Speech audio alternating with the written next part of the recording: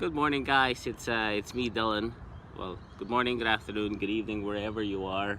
I am here in Mount Gravatt, overlooking Brisbane City. You're not watching an infomercial. Yeah, I hope not. Alrighty, I had to stop recording that video because it started to rain, so we'll just have to continue here. I always believe that our lives and the direction of our lives for the next 5 years is influenced by the 5 people we surround ourselves with, and that would include everything that we allow to put in our lives. And that would mean like the social media we follow, the podcast that we listen to, like everything. I always believe that our brains are like supercomputers, and what makes us different, obviously, from computers is we have, we get to decide for ourselves, like what we allow with computers, and except this is AI. We tell the computer what it would do, and it will just do it without any hesitation, like, should I do this or not? So I think that's what makes us different, and we're like 1,000 times better than a computer, right? So as Einstein would say, we're only using like 2% of our brain capacity, or whatever our brain is capable of doing, and I've always believed that. So in saying that, we should really be careful what we with in terms of the people we surround ourselves with. Like if we surround ourselves with broke people, then obviously the chances are you're gonna be broke. If you surround yourself with lazy friends, then chances are you will be lazy. If you surround yourselves with people who makes excuses, then chances are you will make excuses yourselves. And I've noticed this time and time again, from when I was still teaching to colleagues, to friends, and to myself, pretty much. Like when I was younger, when I surrounded myself with guys who are so easygoing, who would rather drink beer than study for an exam, and without me realizing, I started to act like them. I didn't get to finish anything. But when I started surrounding myself with people who are like driven, who has like dreams, or who are visionaries, who are go-getters, I realized that things started changing in my life. Then again, like I said earlier, it doesn't necessarily mean that people, when I say 5 people you surround yourself with, it doesn't just necessarily mean like physical people who are like physically present in your life.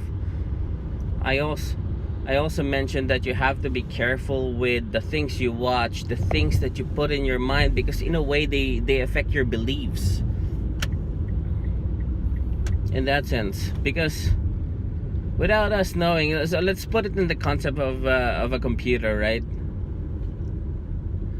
So we have to be careful of putting viruses in our computer. Because why? Because without us knowing, it can destroy our computer. You have your malware.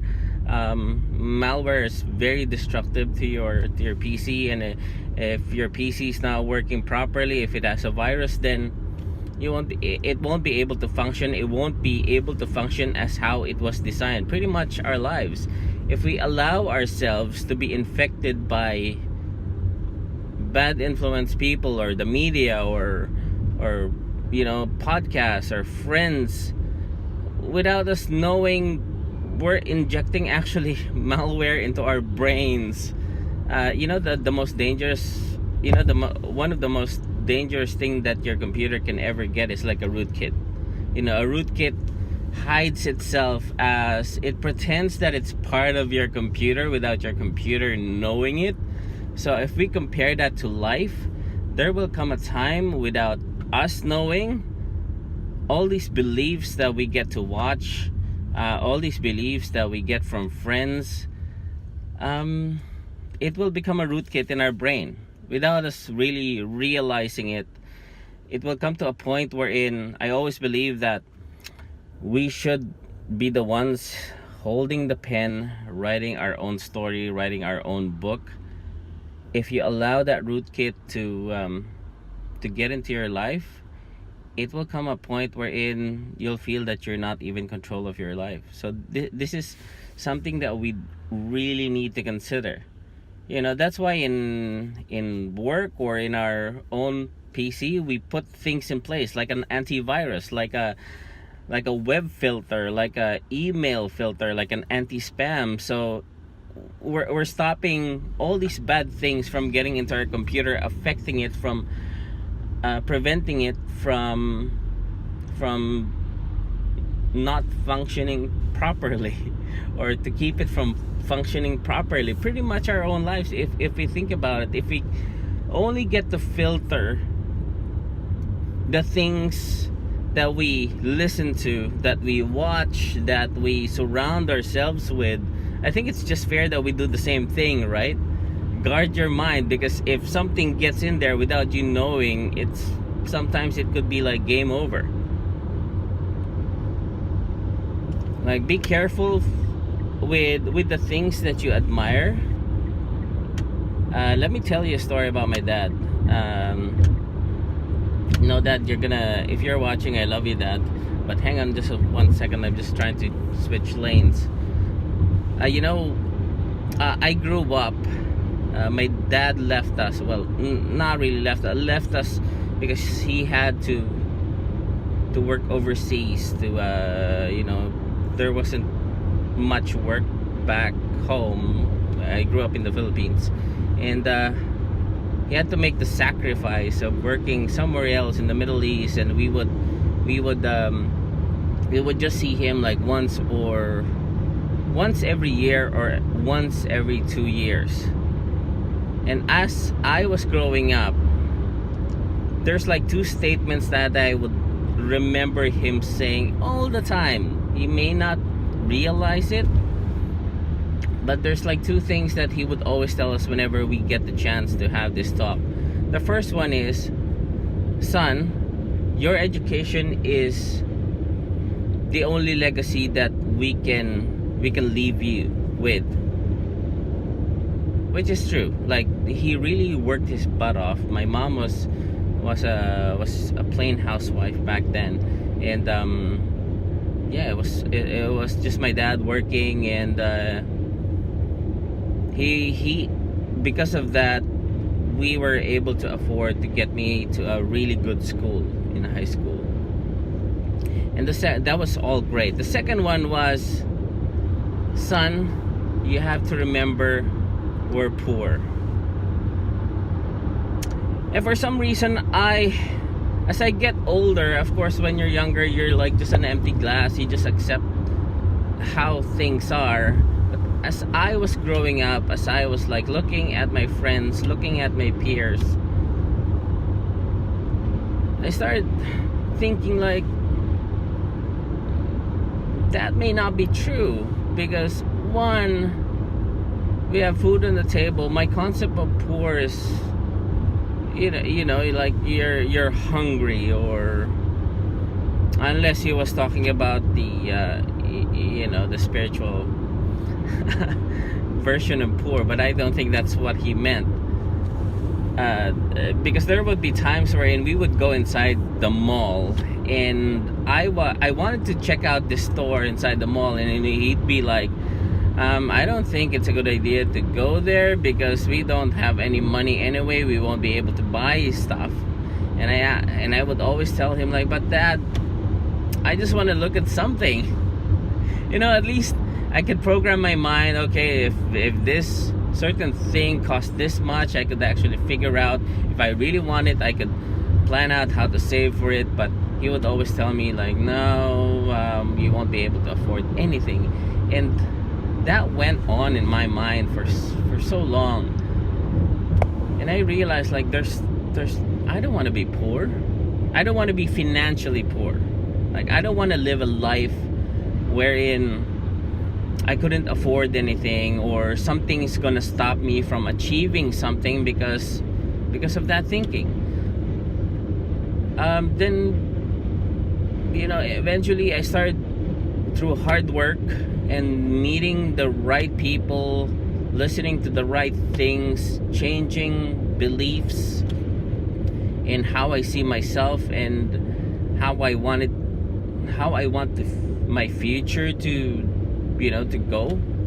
That mindset changed, and it's good. Like I would suggest to you guys, or I advise that the best starting point would be looking into yourself. Like, don't look externally. We live in an era where, I know it sounds cliche, but know thyself. Really, know thyself. Even if you look externally and read through the success stories of a lot of people out there, all of them would say, I started by learning about myself. And maybe you should too.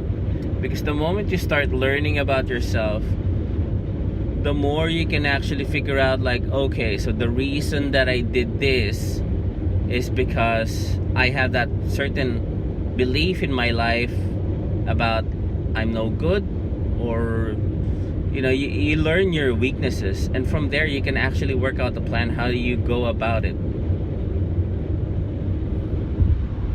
But anyway, so I'm way past my 10 minutes. This is just going to be like again, daily conversation. Remember, guys, be very careful with the things that you listen to. Always think positive. Like, let me share. By the way, let me just give you 1 minute. Allow me to talk for another minute. My suggestion, or you might be asking me, like, so how do I do this? If you ask me, I started doing like a routine. How do I prevent myself from, or how do I do this? How do I change my mindset? Or it's easier said than done, Dylan. Like, I grew up with friends who are you telling me I should be ditching my friends? I'm not telling you to ditch my friends, though. You do have that option, though. Like I said, it doesn't necessarily mean that they have to be physically there to influence you. It can start with social media and everything that you listen to, you watch. So you can start there. You can start by creating a routine, creating a habit, creating a success habit. For myself, I wake up early. Because I want to prime myself for the day. Like, I know some of you're like night owls, but for me, I function better if I wake up early. And the first thing I would do is, I did what Tony Robbins would usually do. I would wake up in the morning, get a glass of water and just drink it. Hydrate myself. I try as much as possible, but so far, I will be honest, I haven't been successful, but I'm still trying, is to stay away from my phone. Check the email, because it will just make you react to the world instead of you reacting to yourself, and prime yourself. Try to stop holding your phone for at least an hour and just focus on yourself. Prime yourself for success. Then once I'm up, I'd be putting on my runners, dressing up, and I would go to Mount Gravatt, just like what you saw in my intro. I would just run, and as I climb or run, I would listen to like motivational speeches or anything that could lift my spirit. Because I always believe like the first hour of your day will always dictate how the rest of your day will go. And that's how I do it. You know, there's so many benefits in doing that. Like you prime yourself with positive energy, and yeah, so I go up, I listen as I'm running. I listen to all these things, like you know, like motivational video. It can be you know, Warren Buffett. It can be anybody, pretty much. Then by the time I get down, go back to my car, and I try to reflect with what are my daily goals. Like, what do I really need to achieve for this day? And the second one that I try to achieve every single day is not really. One of my goals would be like, I really need to learn something new that I never knew yesterday, or I will not, you know, try to learn something new, whatever that is. That's one of my goals. So I can ask myself the following day, what did I learn yesterday? It can either be like an improvement on something, it can be relearning something, or it can be unlearning something. And that's how I go about. You'll notice these are non-technical, you know, non-CCNA. It can be a CCIE related, it can be a cert related, it can, you know, this will apply in all aspects of your life. And second, I always trust in the I trust the process,